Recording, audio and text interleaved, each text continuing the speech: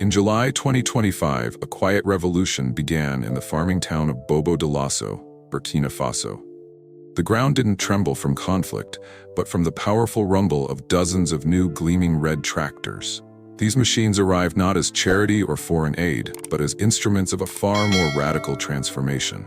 Burkina Faso and Bangladesh, two nations often labeled as underdogs, had forged a trade agreement that fundamentally challenged the established logic of global commerce.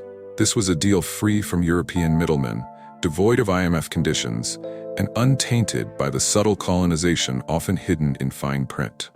It was a testament to cotton, soil, dignity, and a simple handshake. Why do we still expect leadership in the global south to echo borrowed voices, plead for loans, or blindly follow paths prescribed by others? This story doesn't originate in a grand palace or a bustling bank. It begins in a dusty cotton field under a blazing sun, where a farmer named Madhu stood in disbelief as young men from the Ministry of Agriculture handed him a folder. Its contents were written not in English or French, but in Moor, his own language. What you are about to discover is not merely an economic narrative. It is a profound story of sovereignty, the inherent right of a people to define their future on their own terms, utilizing their own tools. It is the account of how President Ibrahim Traoré, a leader often dismissed as unpredictable, quietly redefined a century of dependency with a single stroke of a pen and the resonant roar of a tractor. If you have ever questioned whether genuine change still occurs in this world, not in fleeting headlines, but in tangible harvests, then stay with us. What unfolded in the cotton fields of Burkina Faso may profoundly shape not only Africa's future, but the destiny of us all. And if you believe that trade should honor the hands that nurture the harvest, not just the hands that sign the checks, then this story resonates with you too. This pivotal moment occurred without fanfare. There were no flashing cameras, no grand summit stages, no Western dignitaries shaking hands for the press. Just two flags, Burkina Faso's red, green, and gold. Bangladesh's green and red, and a vast field of cotton. In July 2025, Burkina Faso and Bangladesh signed a historic bilateral agreement that deliberately bypassed the traditional networks of global trade. For the first time, African-grown cotton would travel directly to the textile factories of South Asia. This meant no routing through European traders, no exposure to the exploitative pricing structures endemic to global commodity markets, and crucially, no perception of it as a charitable donation. The deal, simple in its form, yet revolutionary in its function, was groundbreaking. Bangladesh, home to one of the world's largest garment industries, committed to directly purchasing high-quality Burkinabe cotton, thereby establishing a reliable, long-term demand. In return, Burkina Faso secured not only fairer pricing for its farmers, but also gained access to something even more valuable: technical knowledge, modern agricultural tools, and training opportunities that were once considered out of reach. Over the subsequent 12 months, the tangible effects were undeniable. More than 400 tractors, 68,000 tons of fertilizer, and advanced solar-powered irrigation systems were delivered directly to cotton-producing regions. Young agronomists from both countries began a collaborative effort, working together to devise solutions for age-old agricultural challenges: how to effectively combat pests without contaminating the soil, how to transport harvested cotton more efficiently, and how to improve storage methods to minimize spoilage. However, this agreement was not solely about cotton. Let us pause for a moment to express our sincere gratitude to the African Intel community, your trusted gateway to authentic African voices, powerful stories, and enduring legacies that continue to inspire and uplift. The groundbreaking trade agreement between Burkina Faso and Bangladesh, initiated in July 2025, has unveiled pathways to self-reliance previously unimaginable. More than just an economic pact, it embodies a profound shift in how African nations assert their sovereignty and define their destiny. As President Ibrahim Traoré unequivocally stated, "We are no longer exporting raw hope, we are exporting value, and we will never again sell our dignity for a lower tariff." This powerful declaration signals a new era for a continent historically treated as a mere source of raw materials, its resources extracted, labor undervalued, and economies ensnared in cycles of debt and donor conditions. While diplomats in Brussels dismissed it as a regional agreement and analysts in Washington labeled it symbolic, something far deeper has taken root. In Ouagadougou, Burkina Faso's capital, the streets remained calm. Yet in the countryside, in the cooperatives, and within the villages, a quiet determination began to simmer. If cotton could be traded with dignity, what else could follow? The morning sky over Kumbi was unusually still, with crumbling clouds hanging above a horizon of dry soil. Madu, a cotton farmer in his 70s, had seen his dreams drift away like dust over the decades and had learned not to expect visitors. But on that day, something extraordinary occurred. A convoy emblazoned with Burkina Faso's new emblem, a rising stalk of cotton wrapped in the national flag, arrived. A young man stepped forward, speaking not in English or French, but in Moray, Madu's own tongue. "Father," he asked, his hands calloused from decades of struggle trembling slightly. "Why now? Why are they helping us now?" Madu paused, then answered softly, "Because we finally have a voice." The immediate assessment from external observers was disruptive. Yet in Ouagadougou, President Ibrahim Traoré had a different word: destiny. What began as a modest trade deal had rapidly sent shockwaves through the global supply chain. For decades, Africa's raw materials had followed a one-way route, extracted, underpriced, processed elsewhere, and subjected to market speculation that often favored the powerful. Now, dignity replaced mere margin. Within 72 hours of the agreement, free thread cotton sold out across Europe, sparking a flurry of press conferences. Under President Ibrahim Traoré, the yardstick of progress began to change, from empty promises to tangible pavement, from bureaucratic paperwork to productive planting, and fundamentally, from dependence to dignity. Beyond the cotton fields, the spirit of self-determination manifested in groundbreaking infrastructure development. In the northern province of Yaga, where torrential rains once washed away both roads and hope, villagers used to lament, "When the roads vanish, so do the dreams." In the past, a pregnant woman in distress could not reach a clinic. A farmer's onions would rot before reaching the market, and ambulances often got stuck or never arrived at all. But by mid-2025, that narrative began to shift dramatically. Over 1,500 kilometers of paved roads had been laid across the country, not by foreign contractors or imported labor, but by local engineers trained through a new national infrastructure program. This ambitious program was funded entirely by domestic revenue, symbolizing a decisive break from reliance on external aid. There were no foreign flags waving at the construction sites, no banners of the World Bank or USAID. Instead, solar-powered machines, designed and repaired by Burkinabe hands, were fueled by the very sun that once scorched their crops, now powering their progress. At one roadside rest station near Satina, a young woman in grease-stained overalls stood next to a convoy of tractors. Her name was Fatuma. Once a textile worker toiling in a Moroccan sweatshop, she now represented the empowered workforce of a nation actively building its own future. Her journey, from exploited labor to skilled national builder, epitomizes the transformative impact of Burkina Faso's commitment to self-reliance. This is more than just infrastructure. It is the physical manifestation of a nation reclaiming its destiny. The seismic shift in Burkina Faso, ignited by its audacious trade agreement with Bangladesh, extends far beyond mere economic figures. It is a profound testament to a nation actively dismantling centuries of dependency and forging a future rooted in self-reliance and dignity. This section explores the multifaceted transformation sweeping across the country, from a burgeoning infrastructure built by local hands to a revitalized agricultural sector and an education system designed to cultivate civic pride and belonging. Fatuma, once toiling in a Moroccan sweatshop, now stands as a certified mechanic in Burkina Faso, maintaining the very equipment that builds her country's future. "I used to earn nothing and send everything home," she stated with quiet resolve. "Now I fix the machines that keep our roads alive. This is what staying looks like." Her voice, firm like the asphalt beneath her boots, embodies the spreading confidence across Burkina Faso. Simultaneously, another revolution has been simmering within the nation's agricultural sector. In Ouagadougou, where imported canned tomatoes were once a symbol of affluence, a remarkable shift occurred in the spring of 2025. A $12 million tomato processing plant opened its doors. Notably, this facility was not built with Chinese investment or as part of a French aid program. It was entirely funded by Burkinabe capital, pooled from cooperatives, public reserves, and contributions from the diaspora. Boldly painted in red outside the entrance were the words, "Cultivation is not imported, it is grown inside."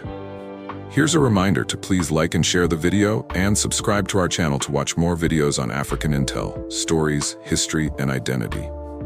Within the plant, rows of young women, many of them former street vendors, now worked in white lab coats, expertly trained as quality control technicians. The plant, managed entirely by a women's cooperative and staffed by graduates from President Traoré's National Agronomic Revival Program, symbolizes a new era. As Fatou, the plant's supervisor, proudly declared, "We don't just can tomatoes, we preserve our pride." This pride quickly yielded tangible results. Within just 3 months, Burkina Faso's tomato imports plummeted by 40%. This success spurred more farmers to cultivate hybrid varieties of onion, millet, and maize on reclaimed land, made arable once again through innovative solar irrigation systems, many of which were co-designed with engineers from Bangladesh. What began as a cotton deal rapidly evolved into a thriving agricultural ecosystem that the people could truly feel. Meanwhile, the education system was undergoing a parallel transformation, moving away from elite institutions and foreign consultants. On the savannas of Bulsa, a new kind of school emerged, the National Agronomy Civic Academy. Here there were no marble halls or formal blazers. Students sat beneath mango trees, learning not from abstract textbooks, but from the very soil beneath their feet, next to trenches and seed vaults. Over 2,000 students were selected for the first intake, comprising sons of farmers, daughters of market women, and jobless youth who had once been told they had no future in agriculture. At the academy, they were taught not only how to cultivate crops, but also how to govern themselves and their land. The oath recited nightly around campfires resonated deeply. "I am the guardian of this land. Its hunger is my fight. Its dignity, my mission." One young man, Isaka, who once dreamed of migrating to Marseille, now leads a cooperative of 15, successfully planting drought-resistant rice on the Central Plateau. "President Traoré gave us tools," he stated, "but more than that, he gave us a reason to stay." This was the quiet genius of Traoré's revolution. He didn't merely build factories or sign trade deals. He meticulously repaired the civic contract between a state and its people. One seed, one road, one job at a time. Foreign analysts often scoffed, labeling these programs as romantic or unrealistic. However, they fundamentally missed the true phenomenon unfolding, a profound transfer of identity. The youth were no longer dreaming of escape. They were actively building where they stood. For the first time, they envisioned a future that explicitly included them. The global reaction to Burkina Faso's cotton rebellion was not immediate, but when it came, it was telling. In Washington, policy think tanks issued cautious memos, their carefully worded assessments betraying an underlying unease. When the margins of power begin to shift, the established center is forced to rethink its entire paradigm. Burkina Faso was not just growing cotton, it was cultivating a new model of national sovereignty, prompting a re-evaluation of long-held assumptions about development and international relations. Burkina Faso's audacious cotton trade agreement with Bangladesh, initially met with dismissal by Western powers, quickly sparked a ripple effect that exposed the fragility of established global trade protocols. This section delves into the international reactions to this unprecedented act of South-South cooperation, highlighting the underlying anxieties of traditional power brokers and the burgeoning sense of empowerment within the global South. It concludes by emphasizing that this cotton rebellion is more than a mere trade deal. It is a fundamental shift in posture, a demand for dignity, and a blueprint for a multipolar future. The international reaction to Burkina Faso's initiative, while not immediate, proved highly telling. In Washington, policy think tanks, while offering superficial praise for South-South cooperation, privately issued cautious memos. These internal warnings revealed anxieties about the potential destabilization of established trade protocols.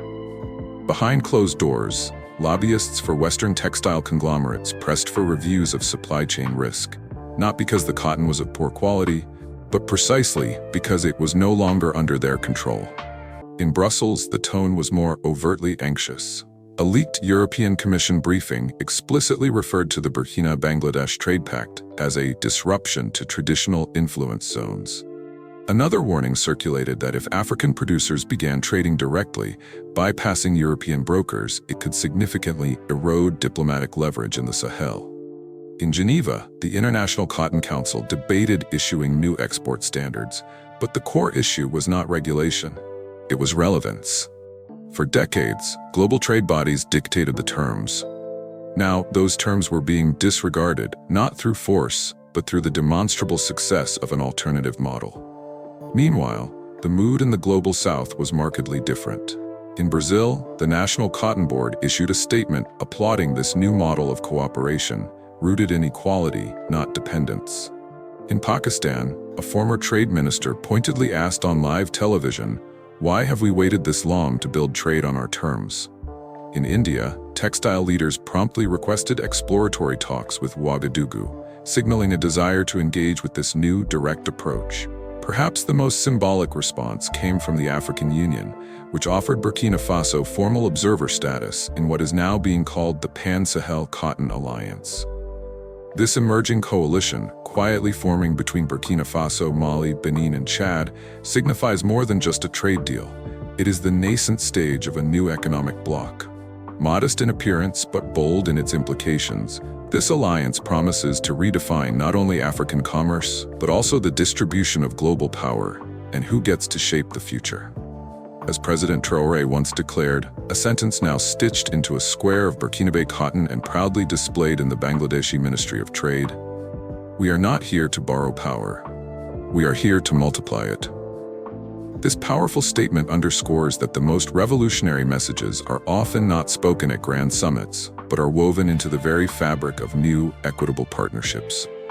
What begins in cotton rarely stays in cotton. History is seldom rewritten in grand halls or sensational headlines.